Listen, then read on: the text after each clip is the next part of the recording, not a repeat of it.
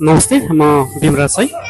आज चाहिँ हाम्रो हिमाल सरको जन्मदिनमा हामी मलेसिया स्थित मेरू होटलमा, गङ्गा जमुना होटलमा जन्मदिन भव्यताका साथ मनाइरहेका छौँ।